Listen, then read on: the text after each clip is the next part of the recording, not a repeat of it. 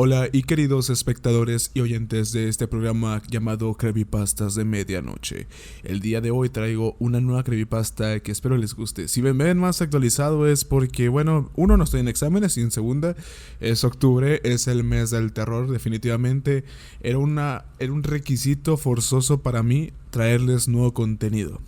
Así que, bueno, no sé si les puedo decir que cada semana, pero pues esperen. Esta semana hay nuevo creepypasta y es uno que yo he querido traer aquí hace muchísimo tiempo. El creepypasta de la ocasión es Regreso a Oz. Es un creepypasta sobre la secuela extraña del Mago de Oz, que creo que es, igual si no has visto, no créanme que no te dificulta mucho el entendimiento de la historia, que de hecho está bastante interesante este concepto que no sé si alguno de ustedes lo ha vivido. Yo al menos no he vivido lo que expresa explícitamente la historia, pero el sentido del... Mejor no digo nada porque si les digo un spoiler, pero ese sentimiento yo espero que al menos uno lo familiarice. Así que sin nada más que agregar, comenzamos. Regreso a Oz. Kansas. En 1985, la película de Disney Return to Oz fue lanzada en los cines y unos años más tarde llegó al hogar en VHS. No recuerdo la edad que tenía en el momento en que la vi, tal vez 5 años como máximo. Supe de inmediato que había algo inusual en la película, algo especialmente inquietante. Recuerdo que la primera vez que la vi lloré. Recuerdo haber visto la película en mi casa, pegada en su lugar frente a la televisión sin verla, no por desdén, sino por terror. A decir verdad, es una película de miedo. Ahora, antes de gemir e ir a leer otra cosa, no te preocupes, esta no es la historia de una cinta de video embrujada. La película se reprodujo perfectamente normal, tanto como sea posible. Dorothy no se volvió hacia la cama y comenzó a gritar mientras salía sangre de sus ojos o algo así de estúpido. No me interesa contarte historias estúpidas como las que has leído cientos de veces. Solo quiero contarte cómo me sentí cuando vi este video y algunas de las cosas extrañas que me recordaron. Es una historia extraña y realmente me pregunto qué estaba pensando el productor Paul Maslansky en ese momento. Sé que el poder detrás de la película realmente no descansaba en él. En cambio, descansó en el director de la película, Walter Murch, un especialista en sonido y edición. Murch trabajó en la edición de películas como The Good Father y Apocalypse Now, pero Return to Oz fue su única aventura en la edición. Sigo pensando que algo le pudo haber sucedido durante la producción de esta película, tal vez algo que lo haya desviado de dirigir cualquier película a partir de ese momento, pero eso solo es una suposición. Mi madre obtuvo una copia de la película en VHS, lo recuerdo claramente, porque también tenía una copia de la versión musical de Judy Garland. Ella amaba esa película. Estaba algo menos impresionado con eso. La apertura sepia para un niño que estaba acostumbrado a la televisión en color me pareció aburrida. La bruja no me impresionó. Todos los decorados parecían demasiado falsos y descubrí que no apreciaba la película. Sin embargo, a mi madre le encantaba. Cuando era adulta, ella me contó sobre la adicción a las drogas de Judy Garland y su caída gradual de la gracia de Hollywood. Una historia que se sintió igual de trágica que cualquier cosa en la pantalla grande. Return to Oz, sin embargo, no fue una secuela. De hecho, lo único que lo relacionó con la versión musical fue la presencia de los zapatos rojos, que eran plateados en el libro original, pero mi madre todavía estaba emocionada de verla. La película cuenta la historia del regreso de Dorothy a la maravillosa tierra de Oz, o al menos debería ser maravillosa. Realmente no lo es, pero está desesperada por regresar, y cuando la vemos por primera vez en la película, está muy deprimida, triste y sola. La primera imagen que tenemos en la película es que ella mira tristemente en un espejo sucio. Y en poco tiempo su familia la lleva a un hospital. El hospital es más un asilo. Dorothy es presentada a un doctor, deseoso de probar la máquina de curación eléctrica recién inventada. El médico le cuenta a Dorothy las características de la máquina, que le enviará crepitantes descargas de electricidad que atravesarán el cráneo de la joven. La escoltan hasta las entrañas del hospital, a través de altos e imponentes pasillos y encerrada en una celda estéril y vacía. Esa noche, ella está atada a una cama de hospital, y, mientras los gritos de otros internos hacen eco a través del hospital, está asegurada a la máquina eléctrica. Se desata una tormenta en el exterior y pronto se destruye la máquina del hospital, durante el cual Dorothy es rescatada por otro joven. Juntos huyen al río a orillas del hospital, en donde se ahogan. Quiero decir, Dorothy regresa a la tierra de Oz. Ella viaja allí en las ruinas de una vieja caja, flotando río abajo. Así es la historia. Pero eso no es todo lo que sucede. En la vieja película de El Mago de Oz, la de Judy Garland, la casa de Dorothy es sacudida por un huracán.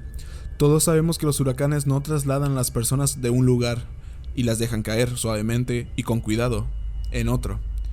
Si hubiera sido una persona real atrapada en una pequeña granja de madera bajo el viento de un huracán, Dorothy habría muerto. Y tal vez lo hizo. Y todo el resto de la película fue simplemente una alucinación dentro de su cerebro enfervecido y frenético. No, eso es solo una teoría. En esta película, en Return to Oz, Dorothy cae de las agitadas aguas del río, luchando por mantenerse sobre la superficie, sus brazos chapoteando, su boca jadeando por el aire, y entonces ella está en Oz. Y por unos momentos, todo parece estar bien, todo parece bastante feliz. Encuentra un pollo parlante llamado Billina, que se ofrece a viajar con ella camino a la ciudad Esmeralda.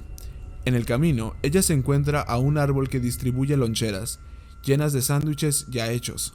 Es casi como si todo saliera bien una vez que llegaron a la ciudad Esmeralda, porque entonces ella podría regresar a su granja.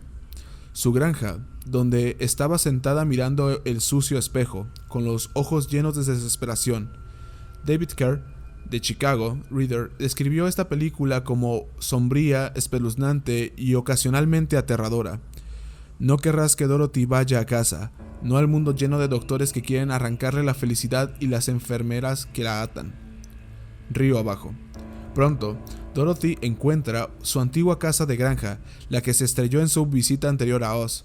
Se sienta en un bosque cubierto. No hay monkeys alegres y bailarines aquí, solo enredaderas silvestres y árboles retorcidos. Dorothy limpia el polvo sobre las ventanas tratando de ver el interior. Luego encuentra el camino de ladrillos amarillos, solo para darse cuenta de que ha sido arrancado. Sus ladrillos rotos y destrozados, la tierra a la que quería regresar es retorcida, pesadillesca y hostil. Esto me recordó a algo. Yo crecí en un pequeño pueblo en las áreas rurales de Cornwalls. Teníamos granjas alrededor del paisaje y podía subir por una de las pequeñas colinas de suave pendiente y mirar hacia el horizonte y ver los solos campos de trigo hasta donde llegaba. Ese era mi Kansas. Creo que fue a finales del verano cuando encontré una inquietante antigua casa de campo. Había salido a explorar a pesar de las instrucciones de mi padre de quedarme en el jardín de nuestra casa. Caminé por el viejo muro de piedra que se derrumbaba, que bordeaba nuestro jardín, e hice mi camino hacia los campos, aventurando todo lo que pude antes de que se pusiera el sol. Evité los campos con las vacas, grandes e imponentes, y las nubes gradualmente comenzaron a oscurecerse y oscilar. Había ido más lejos que antes, dispuesto a examinar un pequeño bosquecillo a la distancia en el que nunca había estado antes. Fue allí, cerca del pie de la colina, donde vi la antigua casa de campo por primera vez. Me apresuré a ir a la casa y corrí hacia las ventanas. Estaban grabadas con tierra, apenas podía ver algo a través de ellas. Me puse de puntillas, tratando de mirar dentro, y solo pude distinguir una neblina parduzca. Limpié las ventanas y pronto pude ver en el interior de la casa. Estaba desordenada, las sillas inclinadas y una mesa rota en la esquina. Pude ver una entrada que conducía a otra habitación, pero lo que sea que estuviera allí se perdió de vista. No era la misma casa, el diseño era diferente y las ruinas en su interior eran diferentes, pero en sí la misma casa era casi perfecta.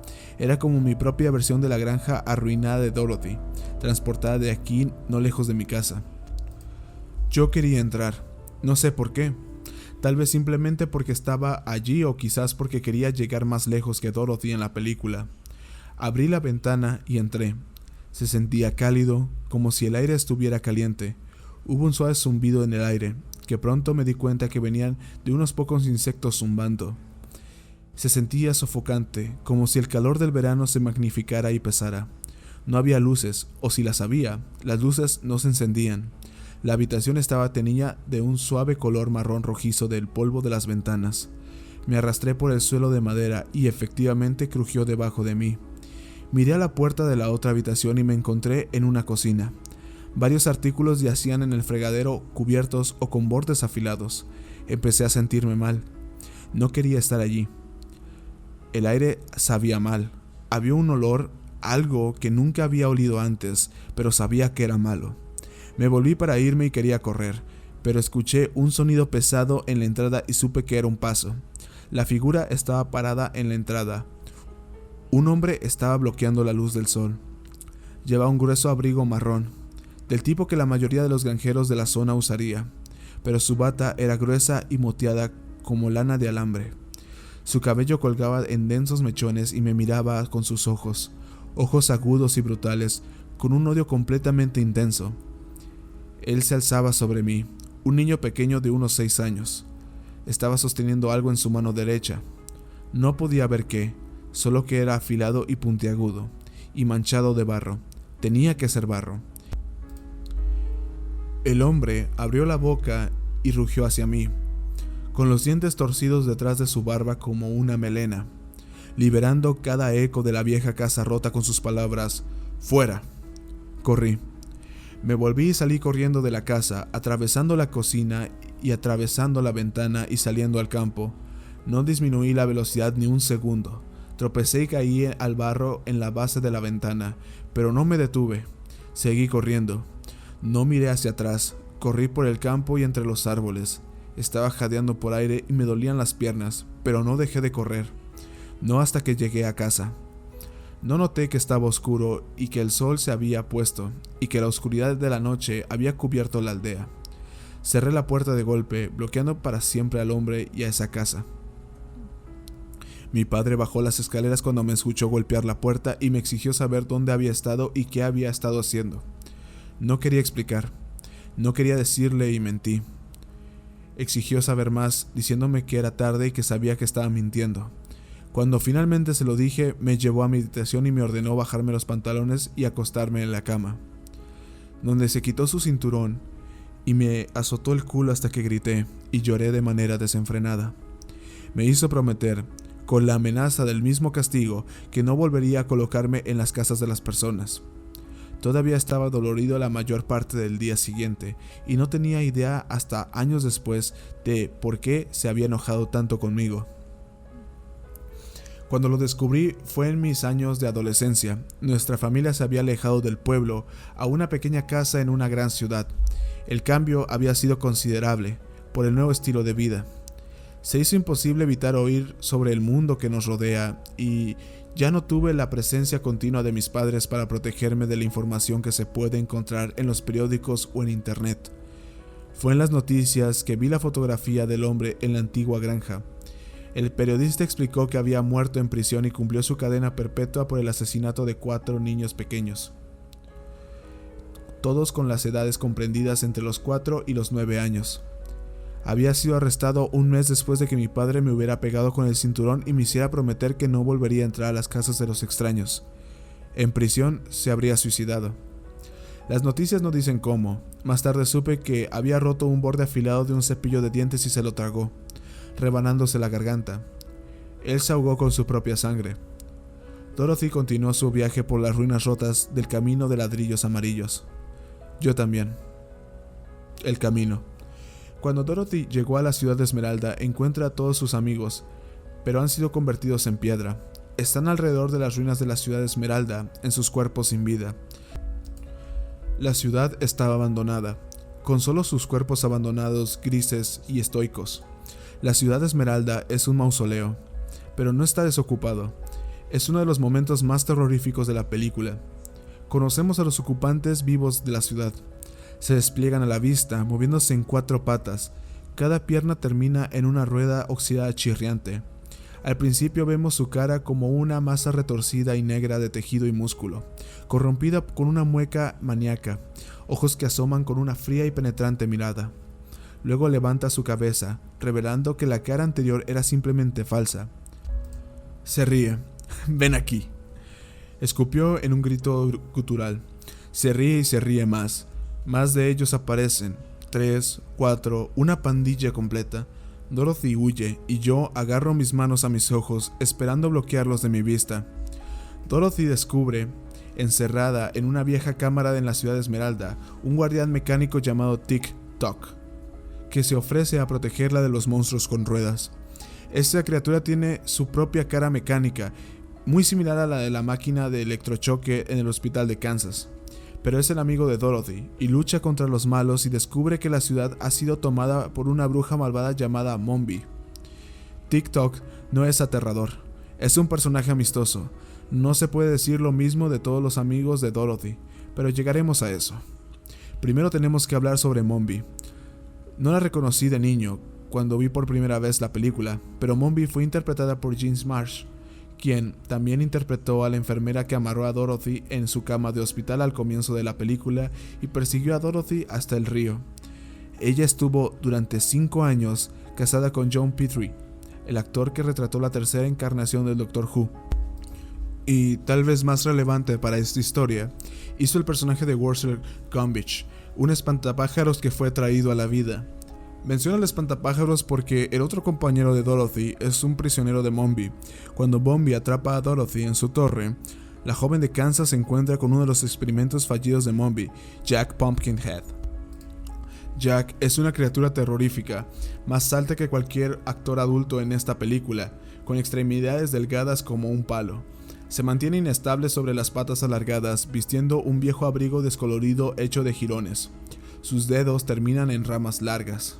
Encima de su cuello se encuentra una calabaza en lugar de una cabeza. Cuando la criatura se mueve, lo hace en tirones bruscos y repentinos, tirando de sus manos como si fueran partes extrañas de su cuerpo. Su voz es enfermiza y dulce, proporcionada por Brian Henson. Brian Henson es el hijo famoso de Jim Henson, y ahora es presidente de la compañía Jim Henson. Su voz es sin duda la parte más suave de una criatura, por lo demás aterradora. Si alguna vez has visto The Nightmare Before Christmas, puedes encontrar algunas similitudes muy interesantes con el personaje principal de la película. Y en varios momentos a lo largo de la película, las extremidades de Jack se romperán y se desmoronarán, teniendo que volver a ponerlas en su lugar con una cuerda. La única forma de Dorothy de escapar de la torre de Mombi es robar el polvo de la vida, que la bruja utilizó para dar vida a la criatura con cabeza de calabaza. Ella almacena el polvo en un armario de vidrio junto con sus cabezas de repuesto. ¿Sí? Mombi tiene una colección de calabazas. En ella las cambia para adaptarse a su estado de ánimo. Las calabazas están en sus gabinetes, como dormidas, pero cada cabeza está muy viva. Esa noche, cuando Dorothy intenta robar el polvo de la vida, accidentalmente despierta a una de las cabezas incorpóreas. Sus ojos se despiertan y, con voz áspera, gritan el nombre de la niña: Dorothy Gale. Las otras cabezas se despiertan y comienzan a gritar. Gritan, gritan y gritan. Sus gritos resonantes despertaron a la bruja, que se levantó de la cama, el camisón fluyendo como un espectro, con el espacio en sus hombros donde su cabeza debería estar completamente vacía. Estuvimos en la ciudad por 1 año. Me matricularon en una nueva escuela. Era mucho más grande de lo que estaba acostumbrado, y alguno de los muchachos al principio del año se había burlado brutalmente de mí. Fui etiquetado como un granjero y tratado como un extraño. En el transcurso de los meses, sin embargo, se habían olvidado de mi diferencia, y pronto yo simplemente fui uno de los otros chicos de la escuela.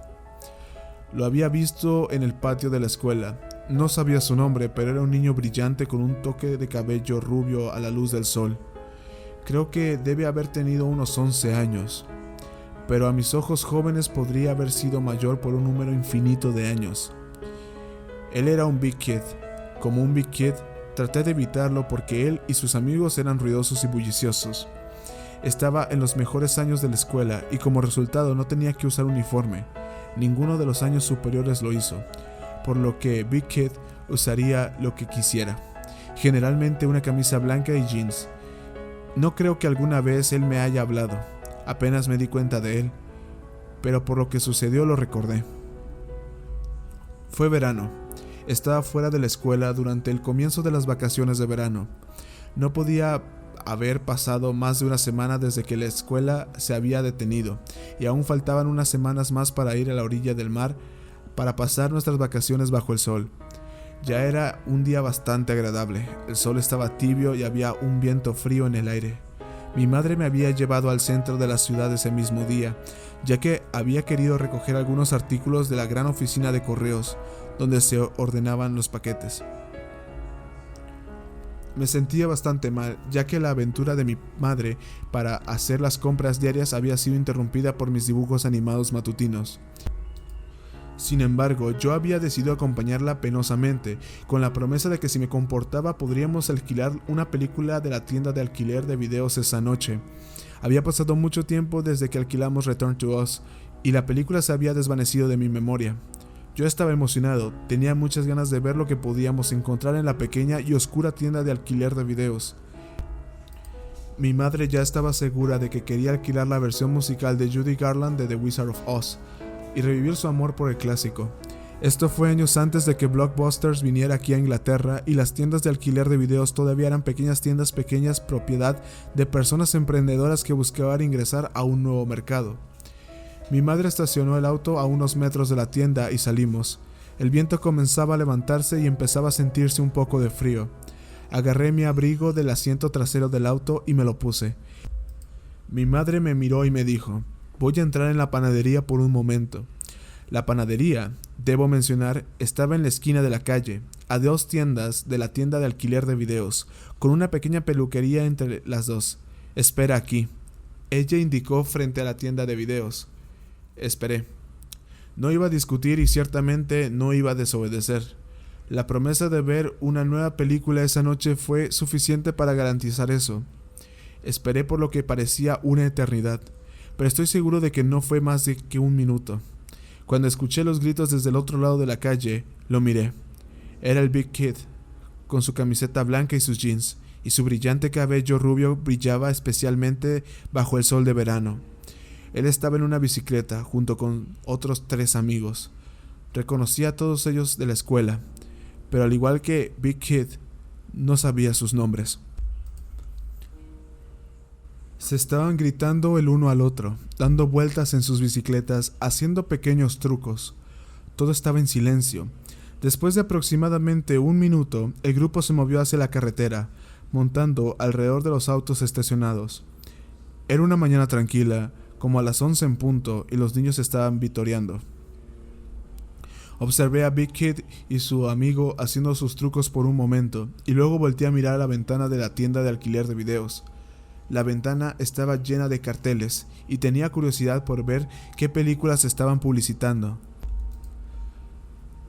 Miré de uno a otro, apenas notando cuando la luz del sol se atenuaba un poco cuando una nube pasaba frente al sol. La siguiente pincelada de viento se sintió un poco más fría, así que me abracé y esperé a mi madre, cuando escuché a uno de los amigos de Big Kid gritar: «El camión debe haber tomado el giro en la carretera demasiado rápido». No lo vi girar, pero cuando escuché el grito me volví para mirar y lo vi.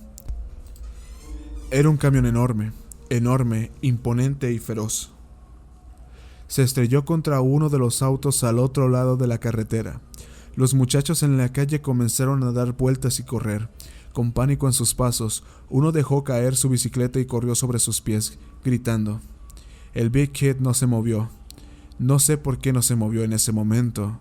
Ahora me doy cuenta de que estaba enraizado en su lugar por el miedo. Su camisa silbó a su alrededor mientras miraba a la camioneta.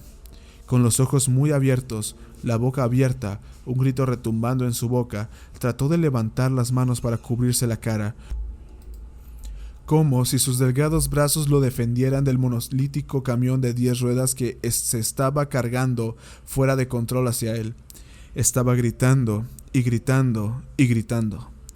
El camión pasó por la calle, y aunque estaba a casi 30 pies de donde estaba parado, sentí que el aire me golpeaba en una fuerte ráfaga mientras cargaba contra Big Kid. El camión ni siquiera colisionó contra él. Simplemente se derramó sobre donde estaba parado. Su cuerpo se dobló debajo de él, doblándose como si fuera papel. Su cabeza, a la altura de la parte superior de las ruedas, se separó. No había mucha sangre, pero la fuerza del camión chocando con el BitKit le arrancó la cabeza del chico de los hombros y la lanzó al otro lado de la carretera. La cabeza del BitKit golpeó la carretera y de repente no era más que un trozo de carne. No estaba gritando, no pude. Mi garganta simplemente no emitía ningún sonido, a excepción de una serie de jadeos cuando intentaba llevar suficiente aire a mis pulmones. No podía gritar porque no podía respirar, pero hubo gritos en el aire y no pude entender quién estaba gritando. Entonces me di cuenta, fue la cabeza. La cabeza del BitKit se balanceaba ligeramente sobre el costado de la carretera, en la cuneta, vaciando sus últimos sonidos de la ruina de su garganta. Un horrible grito que se sacudió desde el cuello cortado, solo por unos pocos segundos. La camioneta se había detenido donde estaba. Los frenos se detuvieron demasiado tarde, pero debajo de las ruedas el cuerpo de BitKit se retorcía por unos momentos más. La bruja mantuvo una colección de cabezas. Ella las cambiaba y usaba una diferente dependiendo de su estado de ánimo, y después de unos segundos cortos y terribles cesaron los movimientos. Los gritos cesaron. The BitKit, que había pasado menos de un minuto siendo una persona viva, se convirtió en pedazos de materia inmóvil, carne humana, desmenuzada y vacía. Mi madre corrió de la panadería hacia mí y me sacó del camino, esperando que sacarme de la escena empujaría lo que había visto de mi mente, pero no funcionaría. Cerré los ojos, pero la imagen no desapareció. Todavía podía ver la cabeza de BitKit, el costado de su rostro desgarrado y derrumbado hacia adentro, sus ojos en el lugar equivocado y su boca abierta mientras dejaba caer los últimos ecos de su grito. Dorothy, por supuesto, había oído del cuerpo tembloroso y tambaleante de la bruja y de su colección de cabezas chillonas. Ella había escapado y había escapado de los horrores. No tuve tanta suerte. Veneno. Con el polvo de la vida, Dorothy pudo juntar una gran cantidad de artículos variados en la torre de la bruja, un sofá, una cabeza de alce y otros trastos al azar, y le dio vida, creando una mezcolanza variada de una criatura llamada Gump y como Jack Pumpkinhead. Era un homúnculo desordenado de artículos. Dorothy se fue volando en el Gump alado, volando sobre el desierto mortal, una masa de arena en el borde de Oz, que, si tocabas la arena, te convertías en arena tú mismo. Varios de los malos persiguieron a Dorothy, y cuando sus ruedas tocaron la arena, colapsaron. Sus cuerpos se amarillaron y se requebrajaron y se desmoronaron, convirtiéndose en arena sin más. Gump se rompe en el aire, sus alas se requebrajan, y Dorothy y sus amigas se estrellan contra la montaña del Rey Nom, una criatura siniestra formada por rocas vivientes. El Rey Nom fue interpretado con austero y de severo decoro por Nicol Williamson, un actor escocés que se abrió paso a través de muchos papeles en el escenario y la pantalla, antes de su muerte en 2011. Williamson también interpretó al doctor del hospital de Kansas, que tanto el siniestro doctor como su asistente se hayan encarnado en Oz, actores y todo. Me hace estar más seguro de que el oscuro y siniestro Oz de esta película no es más que un destello en la memoria de Dorothy mientras se ahoga en el río durante esa tormenta. No, ella no se ahogó, se supone. No importa cuántas veces trate de recordarme a mí mismo la historia, sigo pensando que se ahogó realmente. He visto la película muchas veces como adulto, y sin embargo, cada vez que la miro me encuentro pensando mientras cae en las agitadas aguas del río. Aquí es donde se ahoga. Cada vez que pienso en esta película recuerdo que Dorothy se deslizaba bajo las olas con la piel húmeda y fría, sin aliento, ahogándose bajo el peso del agua. No, Dorothy no se ahogó. Esa no es la historia de la película. Sigo recordando la película de manera diferente. Sigo pensando que ella se ahoga, pero no lo hace. Ella no se ahogará. Dorothy no se ahogó. Ella va a Oz y rescata a sus amigos, que han sido capturados por el Rey Nom. Ella va a la cámara del tesoro del Rey Nom, donde ha convertido a todos sus amigos en adornos, y ella los trae de vuelta a la vida. Ella, la pequeña Fairuza Balk, en su primer papel en el cine, no se ahoga. Los trae a todos de regreso a la ciudad de Esmeralda. Y el Rey Nom muere. La malvada bruja Mombi es capturada por los héroes, pero el rey Nom muere. La compañera de Dorothy, la gallina parlante llamada Villina, arroja un huevo en la boca del rey. El rey Nom, en este punto de la película, se ha convertido en una creación gigantesca de rocas vivas. Él suspira las palabras huevos, veneno, y se desmorona. Todo su cuerpo se rompe lentamente, trozos de roca cayendo, huevos, veneno. Los huevos, por supuesto, no son veneno. En la película solo son venenosos para el rey Nom. Nunca entendí por qué, y cuando era niño ni siquiera me daba cuenta que era una condición puramente para el rey Nom, y no algo que afectaría a ninguno de los otros personajes, humanos o no. La declaración fue simplista, una proclamación, una advertencia. Huevos, veneno mientras tu cara se convertía en roca, se agitaba, hervía y se deshacía como guíjaros. Veneno. Mi madre me sirvió un plato de huevos revueltos para el almuerzo. Esto fue 2 semanas antes de que nos mudáramos a la ciudad, lejos de la casa de nuestra aldea. Había vivido en un pequeño pueblo durante toda mi vida. No teníamos más de 30 edificios y una única calle principal con su tienda local, pub, escuela e iglesia, rodeados como estábamos por tierras de cultivo. Una gran cantidad de nuestros productos locales era agrícola. Carne de res local, carne de cerdo y huevos. Empujé el plato de huevos. ¿No tienes hambre?, preguntó mi madre. Negué con la cabeza. Veneno. Encontré el nido durante el verano. Estaba escondido en las raíces de un viejo roble cerca de la parte trasera de la iglesia. Había sido construido por algunos de los pollos callejeros, que se habían refugiado entre las retorcidas y nudosas raíces del árbol podrido. Lo encontré una mañana mientras me dirigía a la escuela. Había llovido la noche anterior y mis botas de goma estaban salpicadas de barro. Escuché un sonido, crash. Caminé a través de la hierba empapada y me incliné más cerca, mirando a través de las sombras de las viejas raíces de los árboles. El nido estaba mojado y lleno de tierra. 2 huevos de gallina estaban en la tierra. Sus superficies relucían por la lluvia. El tercer huevo estaba en pedazos. Los pedazos de su caparazón colgaban como un globo desinflado. El pollito había nacido demasiado temprano. Era prematuro y medio formado. Su cuerpo parecía un desastre húmedo. Su piel era grasosa y negra, y parecía estar hecho de fibra muscular. Su cabeza era demasiado grande para su cuello y colgaba inerte a un lado, con los ojos abiertos demasiado grandes. Estaba temblando, tratando de respirar, luchando por vivir. El resto solo estaba parcialmente allí. Fue un nacimiento prematuro, un feto de una criatura más músculo y tejido que vida. Un huevo se había roto y derramado el polluelo en el mundo, rechazándolo. Veneno. No teníamos una cafetería en la escuela, era un edificio demasiado pequeño. En cambio, la tienda local enviaba una camioneta a la parte posterior de la escuela, donde los maestros recolectaban nuestras comidas y las llevaban al gimnasio, que también funcionaba como el auditorio, a pesar de que era demasiado pequeño para calificarse como uno. Nos sentamos y comimos nuestros almuerzos, los que recibían nuestros almuerzos de la camioneta de la escuela y los que traían un almuerzo de casa. Mi madre me había preparado sándwiches de jamón, con las cortezas cuidadosamente cortadas. Me senté con otros 3 niños de mi clase.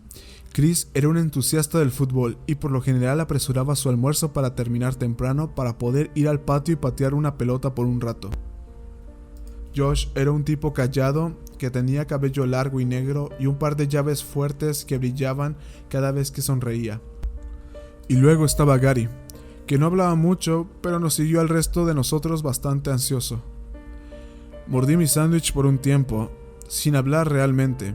Chris estaba hablando con entusiasmo sobre el partido de fútbol que había visto en la televisión la noche anterior. No me importaba el fútbol y sus descripciones de patadas y goles parecían casi un lenguaje extraño para mí. Dio un mordisco a su sándwich y continuó hablando, rociando pedazos de comida mientras lo hacía. Me volví hacia Josh queriendo contarle sobre el nido que había encontrado. Le conté sobre el pollito que se retorcía en el suelo fangoso jadeante de por vida. Josh negó con la cabeza. Todos los pollos son pequeños cuando nacen, dijo. Traté de explicar que no era simplemente un pollito, que estaba medio formado y moribundo, pero yo solo era un niño y no formaría la descripción correctamente. En el mejor de los casos, podría explicar que había nacido mal. Chris tomó otro bocado de su emparedado e hizo un suave sonido de tos. Josh dijo que tal vez un zorro había encontrado el nido y estaba comiendo algunos huevos, y que tal vez había dejado atrás al polluelo muerto.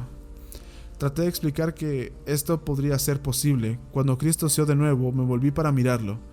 Su cara se veía mal, más brillante y esponjosa. Tosió una y otra vez, más fuerte, y comenzó a moverse hacia su garganta. Algunos otros niños de las cercanías se dieron vuelta y lo notaron, ya que la tos de Chris se volvió más insistente. Dejó caer su sándwich, uno que había sacado de la camioneta del almuerzo. Se abrió. Las rebanadas de pan se separaron para mostrar el cremoso tono blanco de su contenido, la mayonesa de huevo. Chris intentó ponerse de pie, pero no pudo, tropezándose. Cuando lo hizo, Josh se precipitó hacia adelante, tratando de darle una bofetada en la espalda. ¡Ayuda!, gritó. Chris estaba apretando su garganta ahora, su cara ruborizándose de un tono rojo pálido a un tono más profundo, más parecido a la sangre. Comenzó a entrar en pánico, estaba respirando con dificultad, pero eso no estaba bien, eso no era lo que lo estaba matando. Sabía que lo que lo estaba matando era el veneno, los huevos en el sándwich. La maestra estaba corriendo, pero Chris se había caído al piso en este punto. Con sus roncos jadeos de aire llenando la pequeña sala, se movió bruscamente buscando aire. Su piel se volvió de un tono más oscuro de rojo. Agarré el brazo del maestro. «Son los huevos», dije, con insistencia. Mis ojos ardían cuando sentí lágrimas en ellos. «Los huevos están envenenados». Chris fue llevado a la clínica del médico local, donde se encontraron la obstrucción en la garganta, una gran pieza de cáscara de huevo, casi del tamaño de una moneda pequeña, que había enterrado su borde afilado en un lado de su garganta. Todavía no creo que la película esté maldita. Todo el asunto de la película maldita no funciona. No, en realidad. Puede haber sido la única película del director, pero eso no significa que haya sido inusual. No creo que el video que vi estuviera embrujado. No, esta definitivamente no era la película que estaba embrujada. Fui yo. Para cuando ella regresa a Kansas, el viaje de Dorothy ha terminado. Ella ha encontrado el heredero legítimo del trono de Oz y la ayudó a reclamar el mundo. Nos enteramos de que el hospital se quemó durante la tormenta. El doctor murió en el incendio. Quemados vivos. Quemados vivos. El rey Nom murió. También lo hizo el doctor. Ambos personajes, ambos interpretados por el mismo actor, tuvieron el mismo destino. Pero Dorothy estaba en casa, y ahora era más sabia y más segura. Su tristeza había desaparecido. Ella podría llevar el recuerdo de Oz con ella para siempre. Me pregunto si esa también fue su maldición. Esa pobre y pequeña Dorothy Gale volvería para siempre a Oz. Adiós, camino amarillo de ladrillos. Me paré en el camino donde la camioneta había golpeado y matado al niño rubio. Esto fue hace aproximadamente un mes. Estaba en la ciudad por negocios. Acababa de terminar un nuevo proyecto, el rodaje de una nueva película. Cuando tenía 12 años, vi una película llamada Cinema Paradiso, un clásico de las películas italianas modernas. Sigue la historia de un hombre que crece en un pequeño pueblo y a quien al cine local le tiene un gran impacto en su vida. Él crece y se convierte en un respetado director de cine. Hay similitudes entre nuestras vidas. Cuando terminé mi quinto largometraje comencé a preguntarme qué tipo de influencia tenían sobre mí las películas que había visto de niño, cómo me habían moldeado para ser quien era. El personaje de Cinema Paradiso se ve reforzado por estos, le dan fuerza y un medio de escape. Para mí, hubo una película que me aterrorizó. Fue solo una coincidencia lo que me trajo aquí. Tenía 2 semanas para ir hasta que comenzara la edición de la película, y necesitaba un descanso, una forma de despejar mi cabeza. La edición iba a tener lugar en nuestro estudio principal, pero por pura coincidencia mi hotel no estaba muy lejos de donde había ocurrido el accidente del camión. Esa noche caminé hacia la calle. Pensé que quizás se vería igual. Realmente no sabía lo que esperaba encontrar. No quería ahogar mis recuerdos. Tal vez solo quería verlos una vez más para decir adiós. La tienda de alquiler de videos se había ido hace mucho tiempo. La panadería todavía estaba allí. Sin embargo, el joven detrás del mostrador me dijo que no podía recordar que una tienda de alquiler de videos estuviera allí en la calle desde que se mudó a la ciudad, hace unos 7 años. El tiempo había cambiado. Esperaba ver todavía las marcas de los neumáticos del camión de la carretera. No lo hice. No había chamuscado negro de goma quemada y ningún chorro de sangre en el canal donde la cabeza había aterrizado. La ciudad había cambiado. Había seguido. Solo mi memoria permaneció. Había un último lugar al que tenía que ir. Mi pueblo natal en Cornwall había cambiado tal vez más drásticamente. Conduje hasta allí en mi sedán blanco, y cuando llegué a la calle principal del pueblo, me di cuenta de que el tiempo había devastado el lugar mucho peor que cualquier huracán. Sin embargo, estaba decidido a no dejar que el peso del tiempo me disuadiera de lo que tenía la intención de hacer. Aparqué mi auto y miré a mi alrededor. Había conducido a través de las suaves colinas que alguna vez estuvieron llenas de trigo, pero ahora estaban vacías. Mi Kansas se había ido. El aire sabía diferente. Esto, pensé, era mi propio regreso a Oz. La oficina de correos estaba cerrada. Había cerrado muchos años antes. La pequeña tienda de la esquina ahora era un Safeway, y aún así era uno pequeño con una sola salida. Fui al pub local, que nunca había hecho cuando era niño. El hombre detrás del bar apenas se dio cuenta de mí. A mi alrededor, la gente parecía vieja, como si la historia los hubiera masticado y dejado sus rostros arrugados y mordisqueados. No vi ningún niño aquí. El barman me dijo que ya no había realmente familias jóvenes por aquí. No hay trabajo, parecía. Solo los ancianos que alguna vez trabajaron en las granjas esperando que el polvo de la tierra los recuperara. El pueblo fue doloroso. Me sentí como una reliquia, algo que el pasado había olvidado. El tiempo había pasado. Yo había seguido, el pueblo no. Había luchado, había perdido. No quería quedarme por mucho tiempo. Sabía que quería hacerlo rápido. Era demasiado doloroso antes de que los fantasmas de mis recuerdos empezaran a dolerme. Salí del pub y comencé a caminar. La escuela era la más cercana, así que fui allí primero. Fue una mala decisión. El edificio en sí era estéril. El letrero en el frente, con el nombre de la escuela que alguna vez había sido grabado con audacia, había sido derribado. El edificio fue abandonado. Sin niños para enseñar, ya no se usaba la escuela. Me enteré por el hombre que era dueño del pub local del salón, donde Chris se había ahogado con el trozo de la cáscara de huevos hace tantos años. Todavía se usaba de vez en cuando para las reuniones de la aldea, pero las aulas ya habían sido abandonadas hace mucho tiempo. Caminé alrededor del edificio, mirando las habitaciones. Todas eran estériles, vacías de muebles, sin escritorios, sin sillas. Una sostenía una pizarra vieja con la superficie cubierta de polvo. Cuando llegué a la iglesia, me di cuenta antes incluso de que entrara en el pasillo que el viejo roble había desaparecido hace mucho tiempo. Encontré a un viejo sacerdote con una mata de pelo blanco y sucio tendiendo al frente de la iglesia. Cuando le pregunté sobre el árbol, me dijo que había contraído una enfermedad varios años antes y que había sido cortado. Entré en el patio y efectivamente encontré el viejo y seco terreno donde alguna vez estuvo el árbol.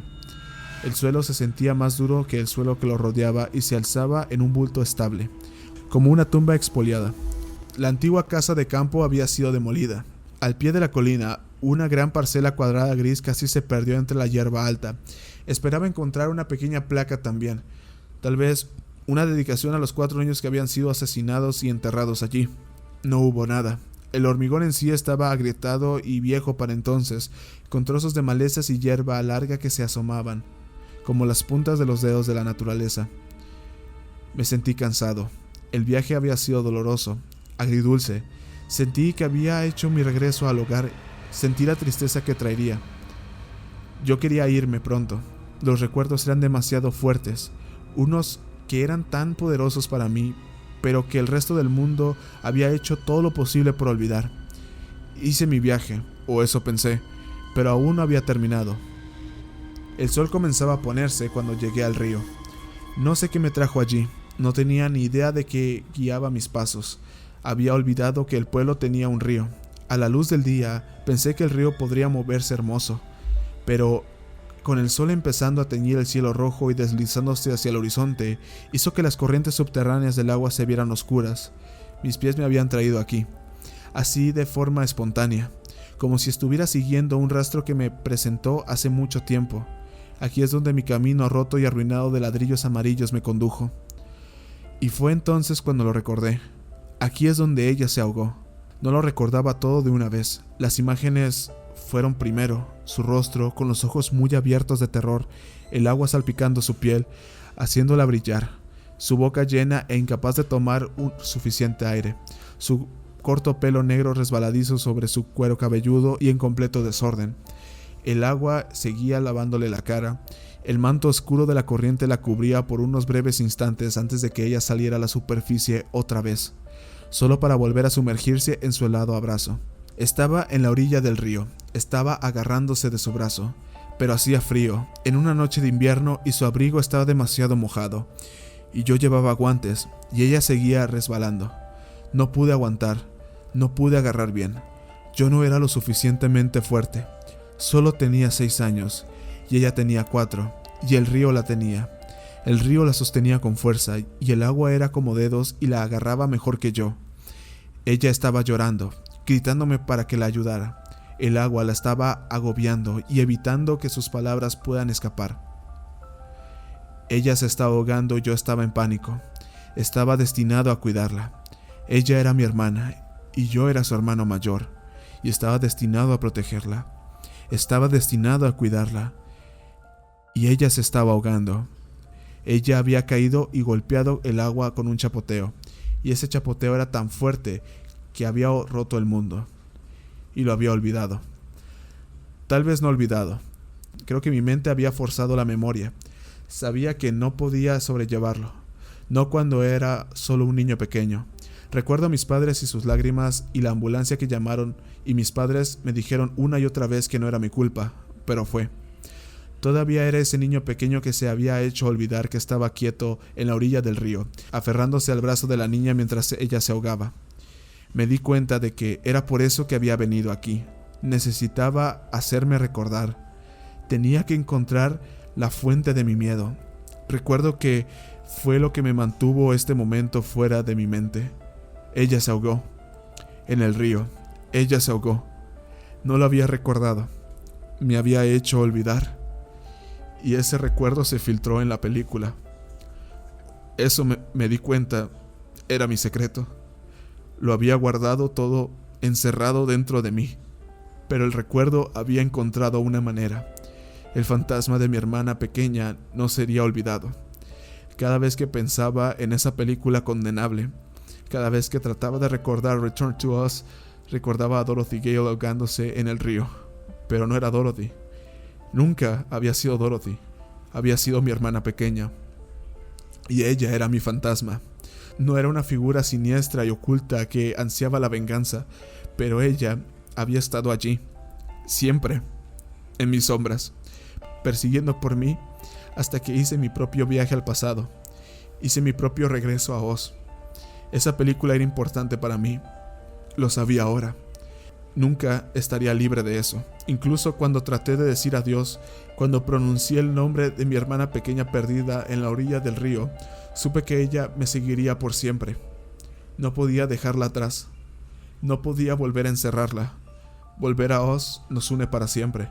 Porque mi madre, que había amado a Judy Garland, había nombrado a mi hermana Dorothy.